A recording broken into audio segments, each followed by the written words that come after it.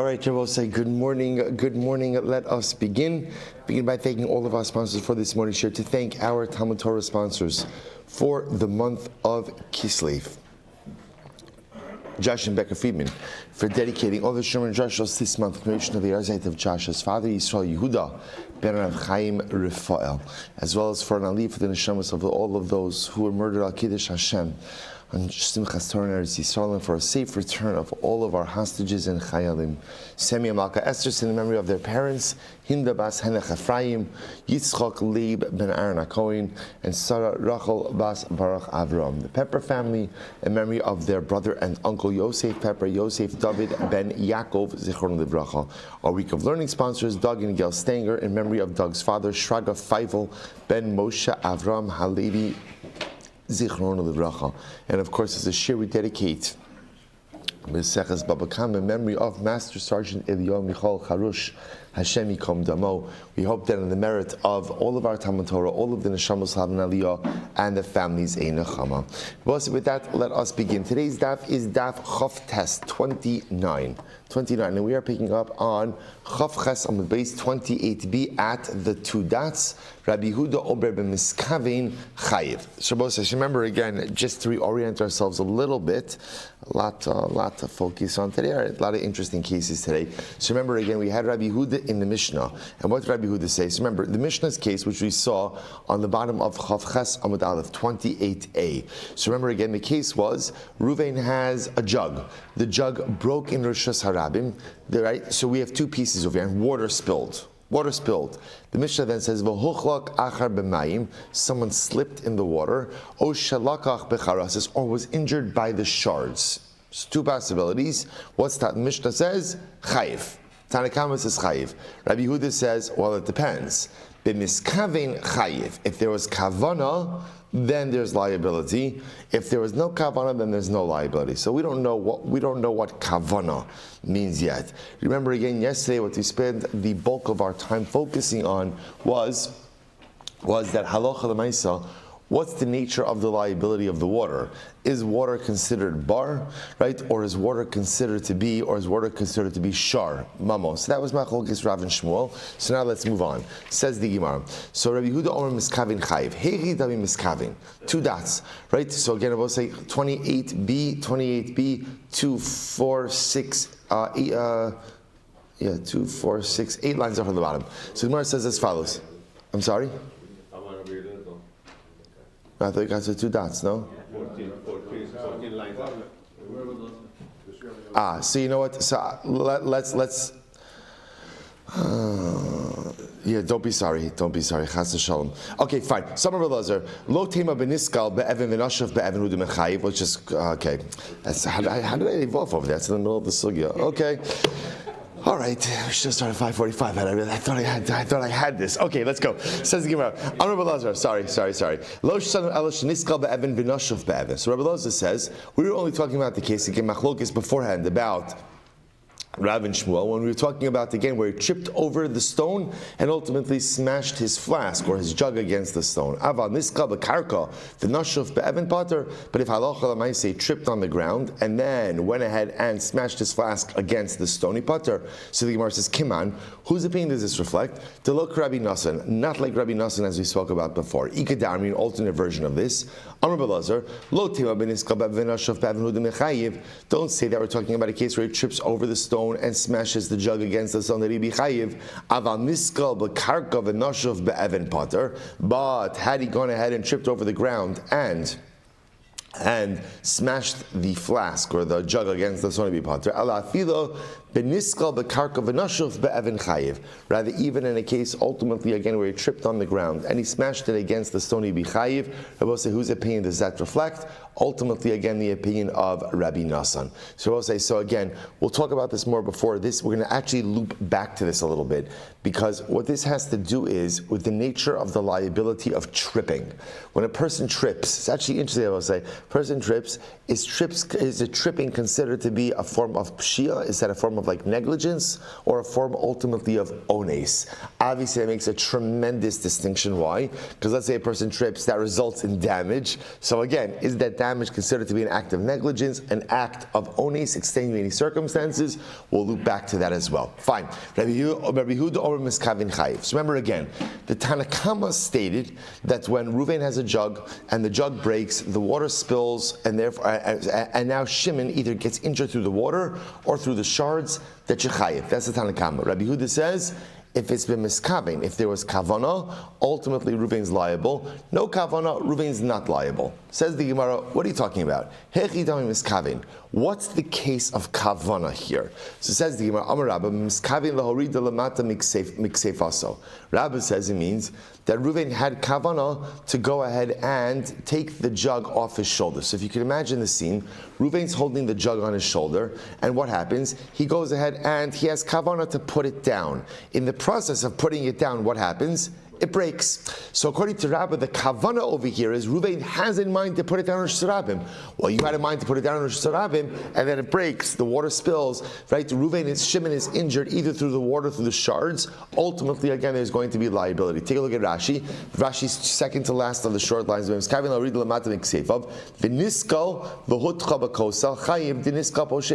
So what happens? So you go ahead and you have kavana to go and take it down from your shoulder. Now, v'niska means that let's say he tripped, right? And the jug smashed against the wall. So now chayiv, you're chayiv for that. You're chayiv for that. The Gemara says, Abaye says, Michlad nechayiv Rabbi Meir afilu nifshara.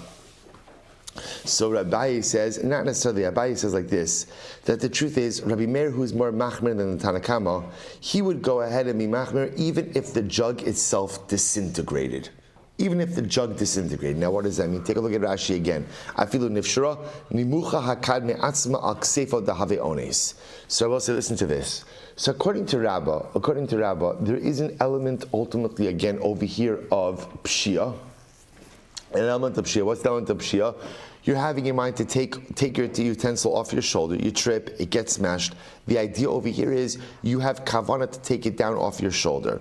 Abai comes along and says, remember, this machlok is what Rabbi Meir is saying. Abai comes along and said, no. Rabbi Meir is even more machmir than that. Rabbi Meir holds that halacha l'maaseh, even if you didn't have kavana to take it down, but just the jug itself disintegrates on your shoulder, that halacha l'maaseh, you would be liable for any resulting damage that would then happen to Shimon as a result of your disintegrated jug in Rosh Hashanah, which I will say obviously is a very high level of liability. So the Gemara says, Amarle, so Amarle Abaye Michlal, the Mechay Rabbi Meir afilu nifshra, Amarle in Mechayev Rabbi Meir afilu ozna biyado. So Abaye says yes. Rabbi Meir would hold that if Ruvain is holding the jug and the jug just disintegrates to the point that all Ruvain is left holding is what? The handle of the jug itself, that Ruvain would be chayiv for any subsequent liability that Shimon would encounter. So the Gemara says, Amai, onesu. I would say that's an ones. Can you imagine Ruvain's walking with his jug? See, I understand Rabba's point. I understand Rabba's idea that if Ruvain's holding his jug and now he has kavana to put it down, right? And as he's taking it down off his shoulders, whatever, he trips, the jug smashes. When you're in Rosh Hashanah, what's your job? What's your job? Transport your stuff, get in and get out. Rosh Hashanah is not the place to start putting down your stuff. So you have in mind to put down your stuff and then something happens and someone else gets injured? Liability. I get that. But Abaye, Ruvain's holding the jug disintegrates, right? The jug disintegrates. And again, now Shimon gets injured through the water or through a shard, and right, all Ruvain's left is holding literally the handle of the jug. That's an ones. That's an extenuating circumstance. Why should Ruvain be chayev? The Gemara says, "Anasu va'ones rachmana patre." The Torah exempts one in a case of ones. Tichsev v'lanara lo sa'ased davar. Shabbos says this is referring to the case ultimately again of nara murasa. That ultimately again, if a girl is violated, so if a girl is violated again, and there was absolutely no way for her to call out for help or anything like that, she of course is free from any level of guilt. So Lamais again, Shabbos says so that's the paradigmatic example of ones. So I just want to point out, remember, there's different in the world of liability. There's ones and there's shogeg. Shogeg means accidental, but lamaisa, there are still elements of that event that either I could have prevented from occurring, right, or that there is maybe even somewhat of a certain carelessness, not even a pshia, but a certain carelessness, right, as opposed to ones where there are circumstances there's nothing I could have done to have prevented this. So if Reuven is carrying his utensil, the utensil disintegrates on him, that seems like a real ones case, right? What could Reuven have done to have it all prevented? How could there be liability? So maybe you say, you're right. You know what? A claim of ones works when? A claim of ones ultimately works when halacha l'maisa, we're talking about capital punishment, right? So again, you're not going to put someone to death for ones, but when we're talking about nezikin, damages, so maybe one is liable for damages even in an ones case. Vatanya, we learned nishpara kadav lo salko, right? If Reuven's jug broke and he did not remove the shards, nafal gemalo v'lo ha'emido, or his camel fell down and he did not stand his camel upright. Rabbi Meir mechayev ben nezikin bezekon. Rabbi Meir holds that halacha l'maisa. You are chayiv ultimately again for any damages. The chachamim say ta'ap of chavtes pater medine adam v'chayiv medine shamayim.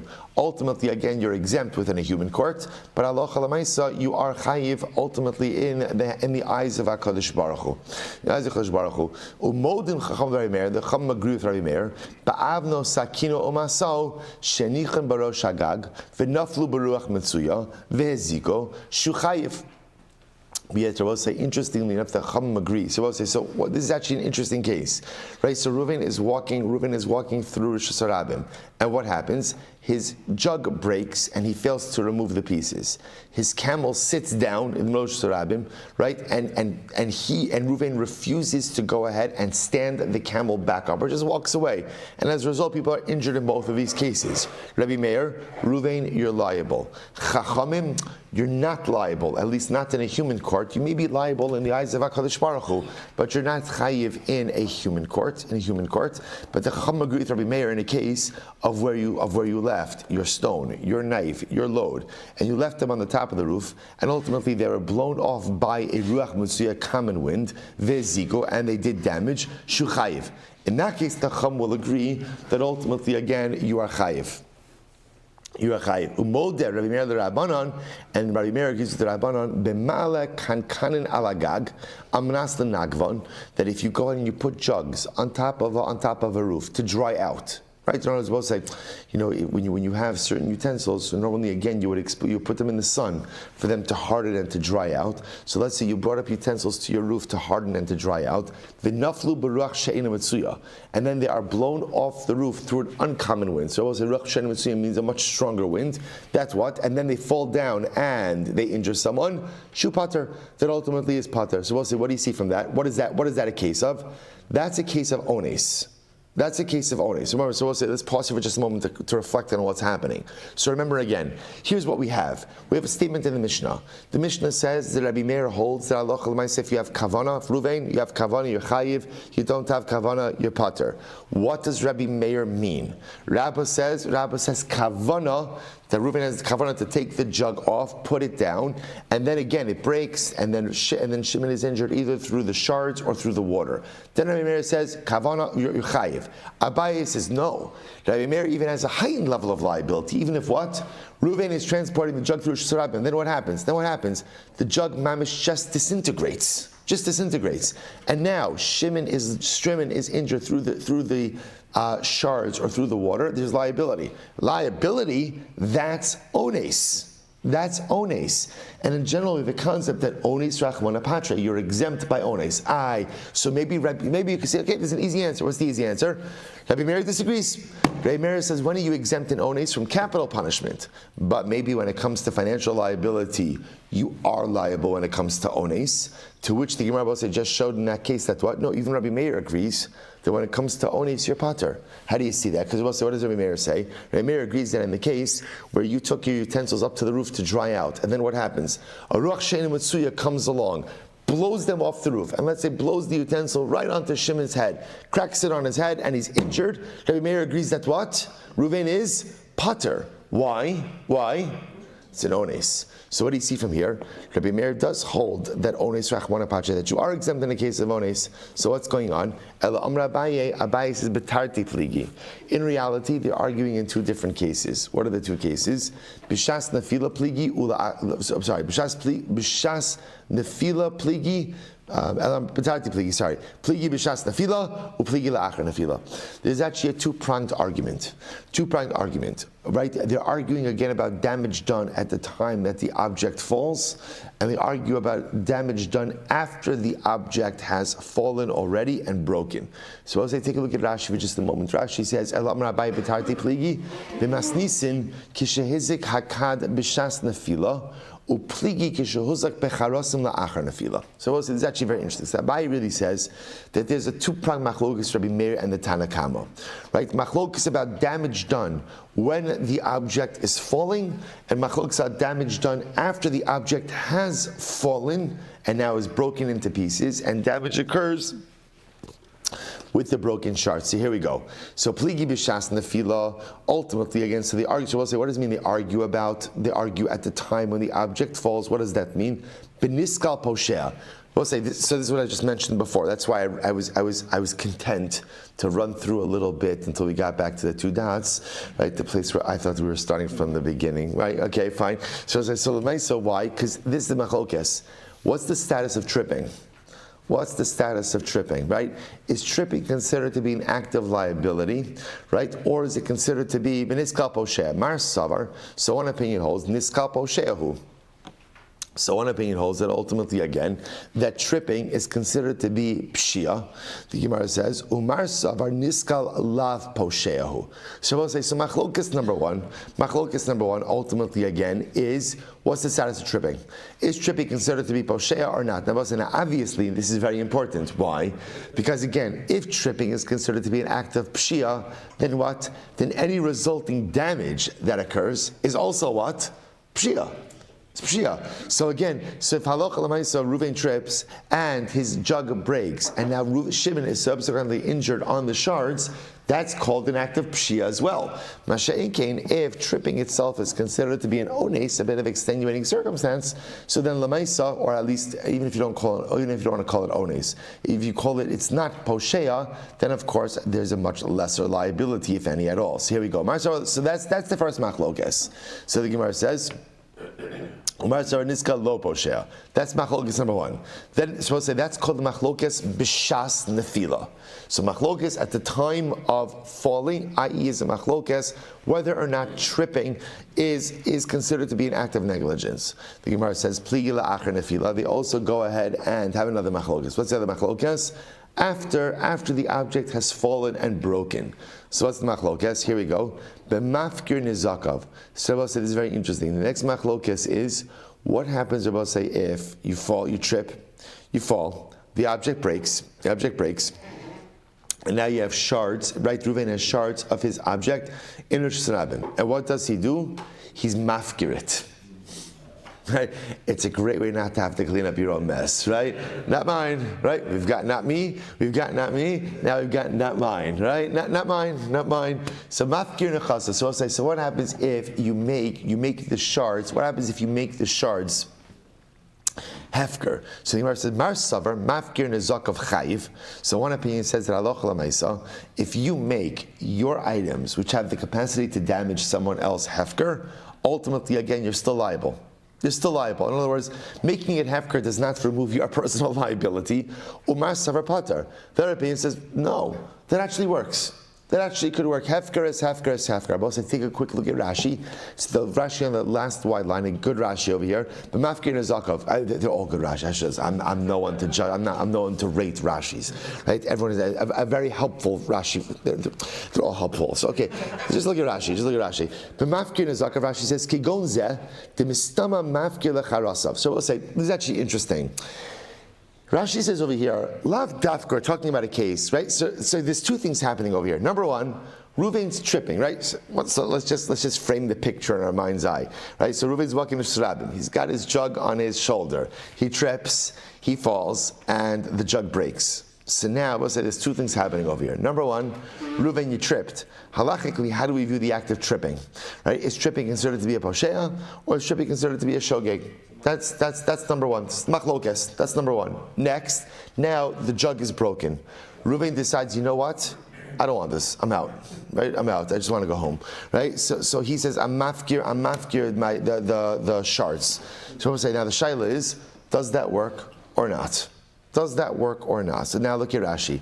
So Rashi says, Kigon zeh dimistama mafkir. Now we'll say, now what Rashi adds over here is, lav dafka that Reuven is saying, hineni muchan muzuman to make the shards of my jug hefker.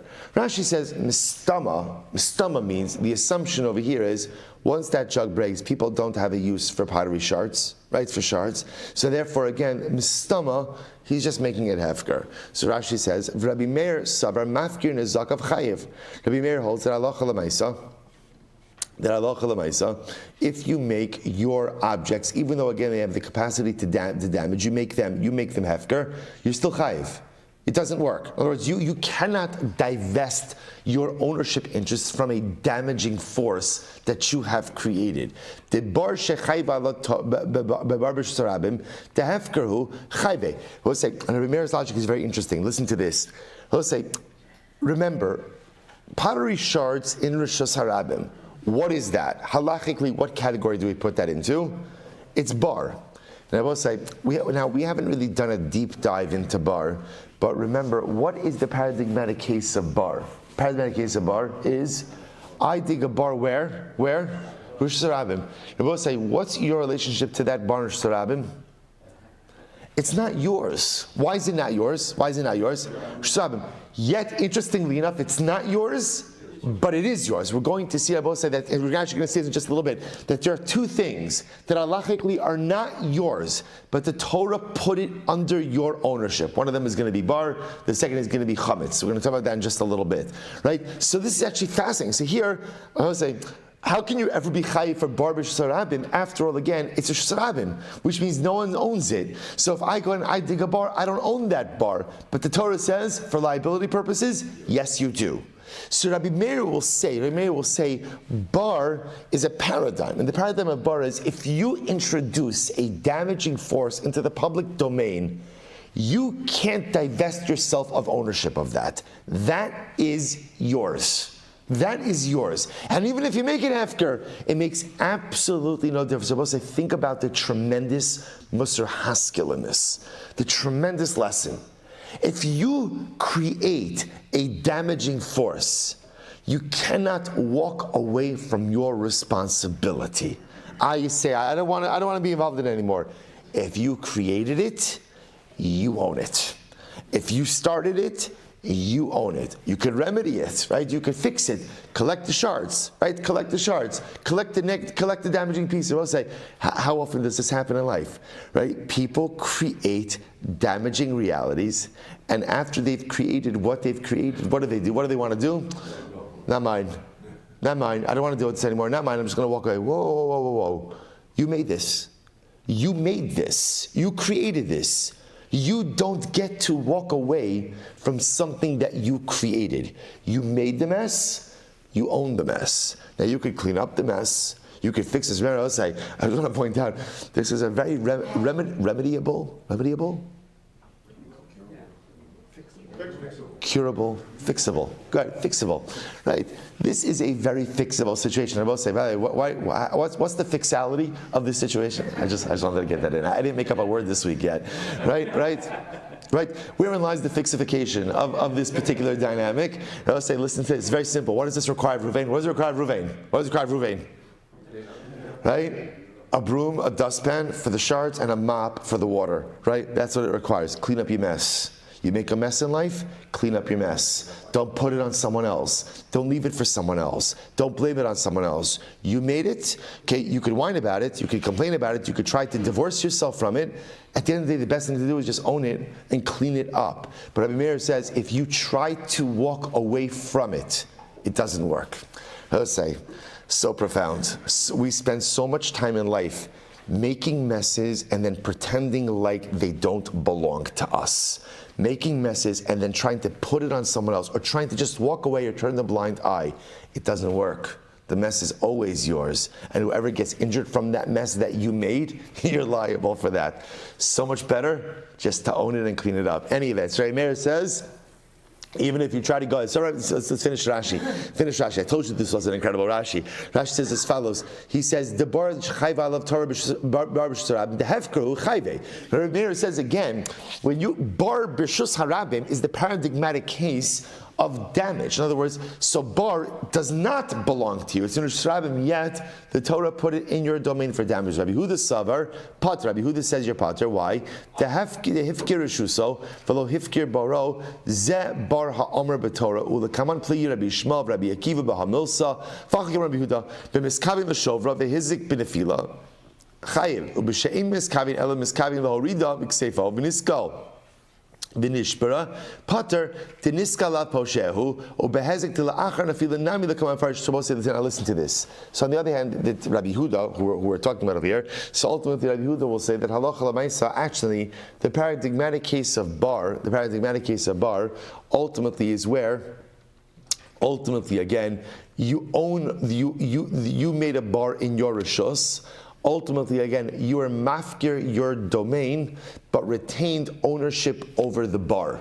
Again, we're going to see that we haven't seen this yet. We're going to get to this in the Gemara. So if Rabbi say this is the fundamental machlokes over here. So do you have the ability to essentially be mafkir your bar? So Rabbi Meir says absolutely not, because Rabbi Meir says the paradigmatic case of bar is a bar b'shus harabim where you don't even own the bar. Yet ultimately the Torah puts it in your domain for liability. Rabbi Huda will say that halacha l'maisa, if you're mafkir the shards, it works, because Rabbi Huda has a different paradigm of bar. His paradigm of bar is actually you dig a bar in your domain, then you're mafkir your domain, your rishus, but retain ownership over the bar. Okay, again, we're not going to delve into that right now. But the point is, also the Gemara is making over here is that halacha l'maisa, there's a two-pronged machlokes. Machlokes number one is b'shas nefila, when you're actually right at the time when the jug falls down. What's that machlokes? Is tripping, what's the liability for tripping? Is tripping ultimately again Poshea or not? Poshea or not? Ultimately, again, Rabbi Huda says it's not Poshea. Rabbi Meir says it is. Second machlokes is ultimately, again, after now the kli is broken, sitting on the ground, the shards are there. Halacha l'maisa, can you be mafkir the shards? Ultimately, again, Rabbi Huda says yes, you can. The Tanakhama says no, you can't. Omimai, so the Gemara says, where do you know this from? So essentially, the Gemara is asking, how do you know to set this up as a two-pronged machlok? It's really interesting. Omimai, midiktani tarti, huchlak echad b'mayim, o shalaka b'charases. So the Gemara says it's interesting because remember, the Mishnah sets up the case of Reuven is holding the jug falls, breaks, and someone else, Shimon, gets injured either through what? Either through the water or through the shards. So why do you need both of these? Gemara says, Hainu hach. It's the same thing. They both say, now, it's not totally the same thing as we discussed, but it's the same thing. Someone is getting injured through the broken jug. Why do you have to talk about either? What does it matter if the injury is happening through the water or through the shards? This is what it means to say. Huchlak echad b'mayim b'shas nefila, o shelaka b'charasis la'achar nefila. Oh, the Gemara suggesting about saying maybe the two parts over here refer to the two elements of damage. When it says somebody tripped in water, what that refers ultimately again is to injury done b'shas nefila. Look at Rashi for just a moment. Ela b'shas nefila heichi ika lemeimar niskal poshehu mau yachal asos im niskala behemto debishlama. No, sorry, I'm getting ahead of myself. So perhaps, again, injury in the water refers to shas nefila, or laka becharosis, injured through the shards, that refers ultimately again to after the shards are lying in the Rosh Hashanah. Umi demas nisan betarti, brayse nami betarti, and since the Mishnah is going to be set up with these two elements of damage, the brayse will follow suit as well. So therefore, I will say that's the Gemara is suggesting over here. That halacha l'maisa, there's a two-pronged machlokes. Machlokes about the nature of tripping. Is tripping poshea or not? And machlokes as to after now the shards are sitting in Rosh Hashanah, does one have the ability to make a damaging force hefker? That's our shayla. So bishlama kado mishkachas la o b'shas nefila o la'achar nefila. So we'll say, I understand the case of the jug. You could set that up ultimately again b'shas nefila or after nefila. Ella Gimalo. So now remember again, just to understand that we're talking about two things. No matter our Mishnah, and we're talking about the Brisa. Remember again the Brisa at the end of Amud Beis, where the Brisa said your jug broke. Ultimately again, and you did not remove the shards, or your camel fell down and you did not stand up your camel. So the Gemara says as follows. So I understand the case of the jug. You could find two cases, right? There's two cases. You can have either damage done b'shas nafila, which would be ultimately again is tripping poshea or not, and la'achar nafila. I left the shards in the sarabim. So now again, can I make that hefker or not? Ela gimalo. We'll say, what about the case of the camel? So I understand the case of the camel. The machlokes ultimately b'shas nafila. So what's the machlokes? Right? La'achar nafila. The camel's sitting there. Camel sitting there, surabim. Right? I don't want to get, you know what? I'm too tired. I don't want to get the camel up. So instead, I have a better idea. So I have a better idea. Hefker. All right, I'm making that camel. So that could be the machlokes. Ella, the Gemara says, Mishal la'achar nafil mishkachasla b'mafkir nevelaso. Right, it could be a case where I say the Gemara is also setting it up where the case where the camel died. It's laying there in Shurabim, and I'm mafkir the carcass. So then we go back. We said before, can you be mafkir a damaging force that initially belonged to you? Can you mafkir? Ella b'shas nafila heicha mishkachasla. But I will say, how do you have? What's the case of the camel where damage is done b'shas nafila? Right at the time when it's falling down. Rav Acha kigon da'avra b'maya derech shar'asa dinara. I will say it's an interesting case here. What's the case? The case could be where you're leading the animal, literally derech shar'asa dinara. What does this mean? Take a look at Rashi. Rashi says, Shar'asa dinara, shegadol hanar. We're talking about a case where the river, let's say, overflowed its banks. V'kisa es ein haderech, and it covered up the road. Uposheo. So we'll say, now what am I doing? I'm leading my camel down a road that is covered with water. Down a road that is covered with water. Now we'll say, now what happens? Uposhehu bekach. Now this is an act of negligence. Now we'll say, why is it negligent to lead your animal down a road covered with water? Because obviously, if the animal can't see where it's walking, right, that makes it prone to dramatic damage. So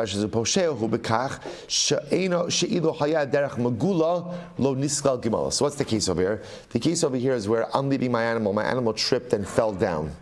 Now, it's this damaging force sitting in Rosh Hashanah. Someone else gets damaged as a result. What's the case? So remember, we've now established that there's two elements of damage. There's damage that can be done b'shas nefila, at the time the object, or in this case, animal falls down. And then there's damage that could be done la'achar nefila, after the animal or object has fallen. So I understand the case of la'achar nefila, right? That makes sense, right? In the case of the animal, that could be a case where, let's say, the animal fell, died, and I don't remove the carcass. I leave the carcass there. I try to be mafkir it. So then there's a machlokes. Can you be mafkir a damaging force that you introduce into Rosh Hashanah? But what we're trying to figure out is in the animal case, in the gamal, in the camel case, what's the case of damage done b'shas nefila, at the time of falling? So I'll tell you the case. The case is where Ruvain led his animal, ultimately again, over a water-covered road. And then what happens? The animal trips and falls. So we'll say, so that's a case ultimately again of damage done b'shas nefila. So there's negligence there. Ruvain, why are you leading your animal over the case of a water-covered road? The animal obviously can't see where it's walking. If it saw where it was walking, then potentially it could avoid tripping over something. So that's the case ultimately again of poshea b'shas nefila with an animal. Says the Gemara, well, let's analyze this for just a bit. What's the case? Hechidami.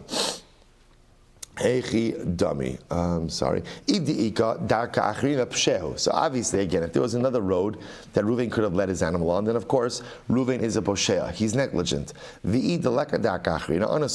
let's say if there was no other road that Reuven could go down, then what? He's an ones. So what's the case? Rather,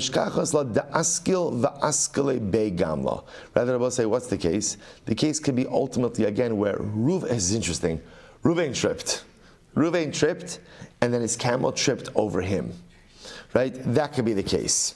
That could be the case, right? So the Gemara said. So therefore, we'll say that could be the case. So just understand what's happening over here. What's happening over here? Besides a lot of tripping, right? What's happening over here? We'll say we're just trying to figure out a case of where you could have a liability case of the camel b'shas nefila.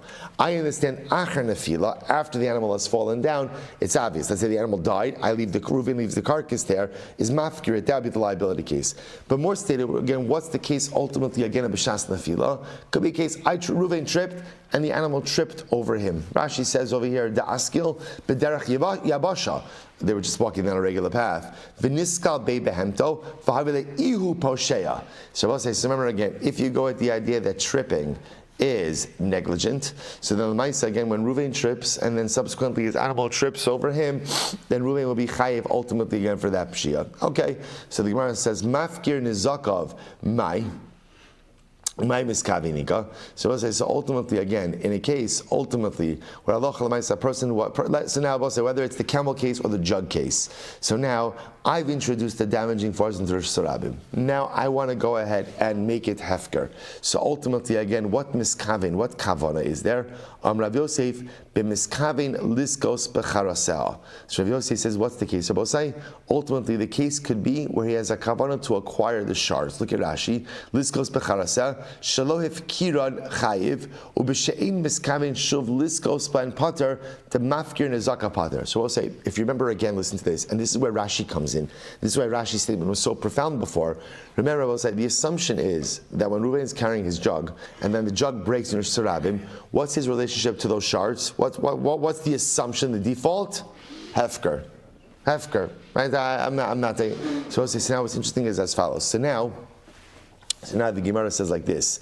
There is an opinion that says that if you're mafkir, you're nizakav. If you make your damage, if you make the shards hefker, or I will say without even an actual statement of hefker, just the default ultimately again is that it's hefker, and then someone subsequently gets damaged by that, there wouldn't be liability. However, if I had kavana, if Reuven had kavana to go ahead and reacquire those shards, let's say he did have a use or he just wants the shards, then Einach Inami again, and then they cause damage, there would be liability. Ravashi b'miskavin liskos charaseh. And ultimately, against Ravashi says also we're talking about a case where the jug breaks. The default is hefker, and then he has in mind to reacquire the shards, and then again damage occurs, there will be liability. Rabbi Elazar Amar b'shas nafila machlokes. Rabbi Elazar says that in reality, the machlokes right there in the Rabbanon is b'shas nafila, aval la'achar nafila. But after again the jug has fallen, and let's see now the shards are there. What's talacha? Divrei hakol pater. Everyone agrees that you're pater. Everyone agrees that you're pater, which I will say, which sounds like that what the halacha is, or what the idea over here is, the machlokes will be whether or not tripping is pshia. But afterwards, ultimately again, when the jug is broken, laying in the shurabim, everyone agrees that you're pater. Why? It must be hamafkir nezakav pater, that if you make your damaging force that you introduced hefker, that ultimately it's hefker. I think 1 second, Vaikra Meir de Mechayiv, but that's not what it says in the Mishnah. Meir does say that you're chayiv. Elamai divrei hakol chayiv. Elamai, rather, what do you have to say? Divrei hakol chayiv. That ultimately, again, no, even after nefila, everyone will agree that you're chayiv. I v'hoikir abanim de patri. But that's not true. What about the Rabbanon in the Mishnah? Right? You both say the Rabbanon, in the Brisa, which was on the bottom of Chav Chesam Beis, right? The Rabbanon on the Brisa that said that if Reuven's carrying a jug, the jug breaks, and you don't remove the shards, the Rabbanon say that you are pater. So not everybody agrees that you're chayiv. So the Gemara says, Elamai b'shas nefila. Rather, what does it mean b'shas nefila? Af b'shas nefila.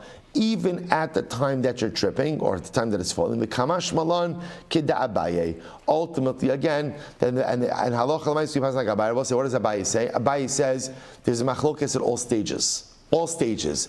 There's a machlokes at the time of falling, i.e., is niskal, is tripping poshea or not, and there's a machlokes after the object has fallen and quote unquote broken in Rosh Hashanah.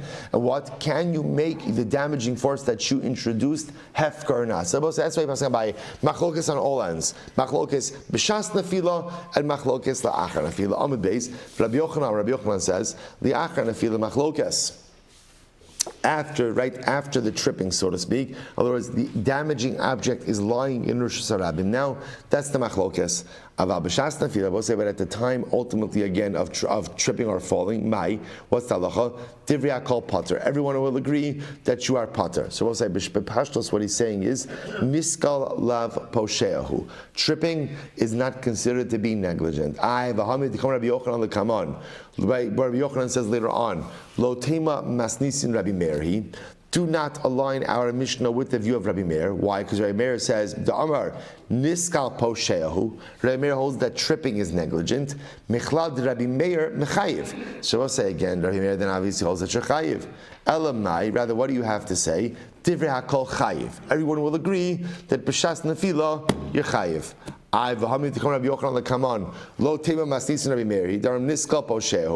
again, Rabbi Yochanan says later on, do not align our Mishnah with Rabbi Meir, who says that tripping is negligent.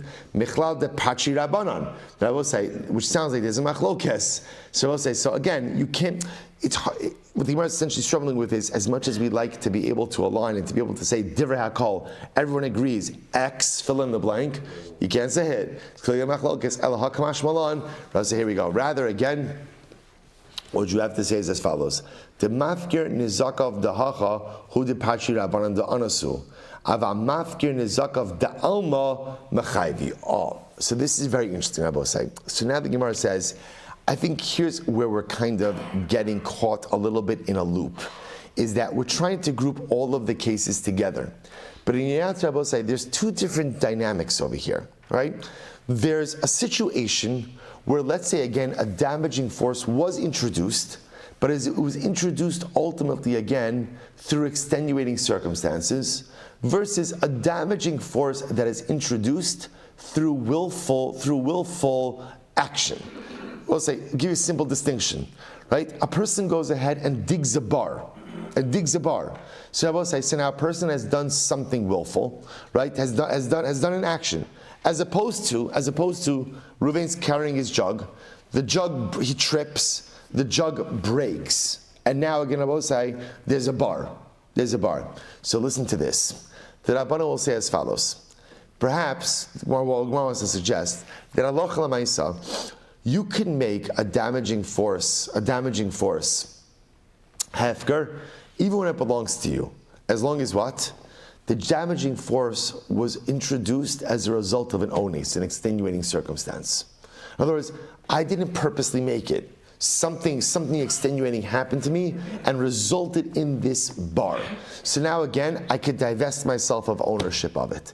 So however, if I intentionally created bar circumstances, you can't walk away from that. Right? You can't make that hefker. So that's the Gemara saying, look in the Lashon again. The mafkir nizakav the hachahu de patri rabbanan de anasu. It's in this case. So I'll say in this case, Reuven's walking, he trips, the jug breaks. So remember again, the Rabbana hold niskal lav poshea. Tripping is not negligent, right? Tripping again, it's an accident. It's either a shogeg or it's ones, but it's certainly not poshea. So now again, yes, there are shards there. But I didn't mean to make this. This was a total accident. So Rabbanan say, you know what? In that case, you can make the shards hefker. You can walk away from this. However, but in a general case, where you do something willfully and you introduce a damaging force into this world, you can't make that hefker. Say, for example, in a typical case of where you dig a bar. So again, you decide now, you know what, I don't want this anymore. No. You made this. You cannot go ahead and walk away from this at all. You be chayev. So let's say it's an interesting distinction, which we'll see. So itmar, mafkir nezak, if a person creates a damaging circumstance and wants to make it hefker, Rabbi Yochanan, Rabbi Lazar, chad amar chayev, v'chad amar pater.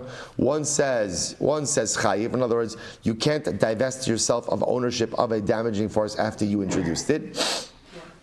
And one says ultimately again you're pater. So lema man de mechayiv ki Rabbi Meir. Let's say the one who says that you're chayiv feels like Rabbi Meir. Uman de pater ki Rabbanan. The one who says that you're pater like the Rabbanan. So the Gemara says no. Alibud Rabbi Meir. According to Rabbi Meir, kuli amalo pligi. Everyone agrees. According to Rabbi Meir, everyone agrees that you're chayiv. Ki pligi. Where's the machlokes? Sorry, that you're pater. Ki pligi. Where's the machlokes? Alibud Rabbanan. Man de pater kirabanon. Ultimately, again, the one who says that you're pater is like the rabbanon. Oman de mechayiv, and the one who says that you're chayiv, Amr Lacha will say, Ada de amri afilu the rabbanon. Ultimately, again, I hold even like the rabbanon. I hold. Good. 1 second. All right. I want to do the Rambam, but okay. Well, wait just a little bit. I hold even like the rabbanon. Good. I hold even like the rabbanon. Fine. So the Gemara, I feel the Rabbanon ad kalu patri Rabbanon el b'mafkin zakov. The Rabbanon only patred you in a case where, let's say, you make the damaging force ownerless, you make him hefker. So the Gemara says the mafkin zakov dehacha mishum deones danos. Because we'll say again, like this case, even the Rabbanon holds, right? Even the Rabbanon say that halacha l'maisa, when you introduce a damaging force, you can make it hefker. That's when the damaging force occurred because of ones circumstances. I didn't purposely introduce it, but rather there wasn't extenuating circumstance. But ultimately, again, I will say, when you introduce the damaging circumstances, no, you can't just walk away from that. So at this time, the Rabbi Lazar who? This must reflect the view of Rabbi Lazar. The Amar Chayiv. The Amar Rabbi Lazar, Mishum Rabbi Shmuel. So here we go. Shnei Dvarim Einan B'Rishus Shel Adam. There are two things that in reality are not in my Rishus, not really under my domain. Va'asana Kosav Kilim B'Rishuso. Yet the Torah makes them as if they are in my Rishus. What are those two things? Be'elohein Bar B'Rishus Harabim V'Chametz Mishesh Sha'os Ulamayla. So we'll say, listen to this. So there are two things that, technically speaking, I do not own. Right? A Bar B'Rishus Harabim. I dig a bar in public. I will say, why don't I own the bar that I dig in Rosh Hashanah? Why not? Rosh Hashanah. It belongs to everyone. Right? You can't take ownership over that. Yet, what happens? The Torah places it in your rishus, in your domain, for liability purposes. I will say the second example of this is chametz. Technically speaking, once Pesach comes, the Torah says you don't own your chametz. Yet, what happens if you don't divest yourself of your actual chametz ownership? The Torah places it back in your domain for liability purposes. So, two examples of where legally you don't own something, but for liability you own. We'll say interesting halachic distinction. You do not possess legal title, but you possess liability title. Right? So these are two things you don't have legal title, but Torah puts it back in your rishus for liability purposes. This time, Rabbi Lazar actually say this. Rabbi Lazar said just the opposite. This nan ha'hofech is actually an interesting case. Hofech as hagalal b'rishus harabim. But say if you overturn dung in rishus harabim, right? Animal waste in rishus harabim. Whatever, right? You go ahead. Right? So what happens? Now what happens as a result? Someone else is damaged, right? So I want to point out, it's not my dung. It's not my dung, right? So the mice again, Reuven, right? Reuven's animal went ahead, and it's like, all right, you could use this a lot in life, by the way, right? Not my dung, right? So Lemaisa, again, it's someone else's, right? Someone else's. So what happens? So now Reuven's animal looks screwed in Shirabim, and I just go ahead and I move it somewhere else. So what's that? Now let's say so I come along and move it, and now Shimon is damaged. Right, Shimon slips on it and falls, whatever the situation is, right? So the mice now, but you see what I say? I intervened over here, so I took it and I moved. Literally means overturned it, but I moved it. So what's the halacha? So the Gemara says, "Chayiv b'nisko." I am liable. Rabbi Lazar, Rabbi says that's only if you had in mind to acquire it. Avalon is kavin l'zakos pater. But if I didn't have in mind to acquire it, then I'm pater. Alma. So what do you see from here? Alma mafkin zakav pater. Now what do you see from here? What you see from here is that Allah Lamaisa, Ruvain, whose animal this came from, doesn't have liability. Isn't that interesting? So what do you see from here? So remember again, when Reuven's animal excretes in Shirabim, so Lamaisa again, that's a damaging force that Reuven introduced. And yet Reuven doesn't have any liability for that. If I come along and decide, I'd like some of that dung, right? I'm going to use it for my field or whatever else. I move it. So now I have liability because I acquired it. But had I not intervened, Reuven would be pater. So the Gemara says, Amrav Adabar Ava Shechzira Limkoma. Now what's the case? I will say the case ultimately is where I put it back in its original place. So the Gemara says as follows. So therefore, I will say, in that case, it's as if I never did anything with this dung. To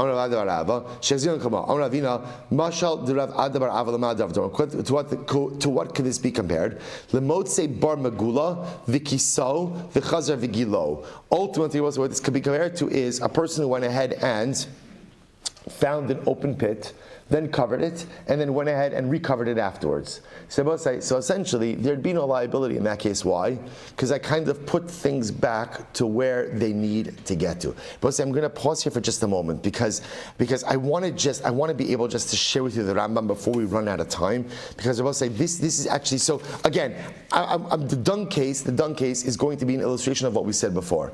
But again, I want to close out the week just with this very important halacha, because I will say here we're being introduced to something dramatically amazing, which is what happens when you introduce a damaging force and then you want to walk away from it. Now we have two different cases. One case is where the damaging force ultimately again came about as a result of an ones, and one is it where it came about as a result ultimately again of willful activity. So listen to this. So the Gemara says, this is a Rambam. I should share with you the Choshen Mishpat as well. Here, let me share with you the Shulchan Aruch. Choshen Mishpat Siman Taf Yud Beis. Mishayaton Kad, someone's carrying a jug. V'niskal, he trips. V'nishbar akad, and the jug breaks. V'hizik la'achirim b'shas nefila, and he damages others at the time, right, that it falls down. Pater deniskal lav posheho. So I will say, so number one is that halacha l'maisa, we hold tripping is not negligent. Tripping is not negligent. So that's number one.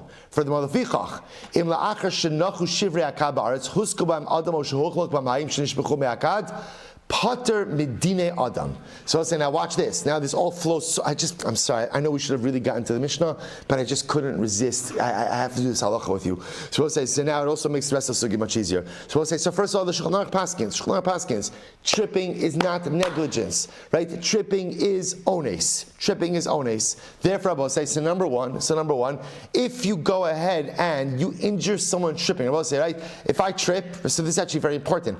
Let's say a case, I trip, and I injure someone else in the tripping, right? I bump into someone else and they get injured.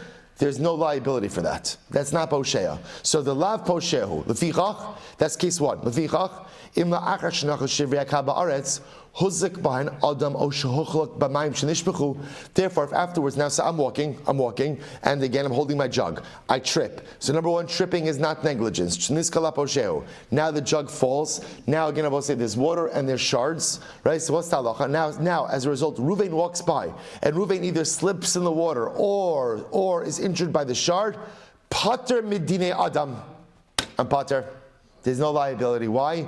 The havele mafkir nechasav la'achar nefilas ones v'chaye b'dinei shamayim. So we'll say, so listen to this. Why? Because we'll say we paskin that halacha l'maisa, once that jug breaks, l'maisa it's hefker. The assumption is it's hefker, and I will say you are permitted to go and be mafkir, a damaging force that you introduced if it happened ba'ones. That's how he paskin. Incredible. So therefore, I will say in this case over here, the Shulchan Aruch paskins, no liability for the tripping, and no liability if Ruvain subsequently gets injured on the shards or ultimately again on the water. So we'll say, so you see from here that when a damaging force is introduced, ultimately again ba'ones, extenuating circumstances, you are permitted to divest your ownership interest. However, and with this we have to end. However, the chayiv b'dinei shamayim im hayalo penay l'salkam. Now you might be exempt in a human court, but I will say if you have time to remove the damaging force and you do not do so, you will be chayiv ultimately again b'dinei shamayim. So I will say, so that is the halacha l'maisa, but of course again we'll end up by saying hashkafa l'maisa. Hashkafa, we always paskin that if you create the mess, if you create the damaging force, own it, take it, remove it, clean it up. If you create the difficulties, if you create the broken shards, then it is upon you to remedy the broken situation. Rabbi say, Shkoyach and Good Shabbos.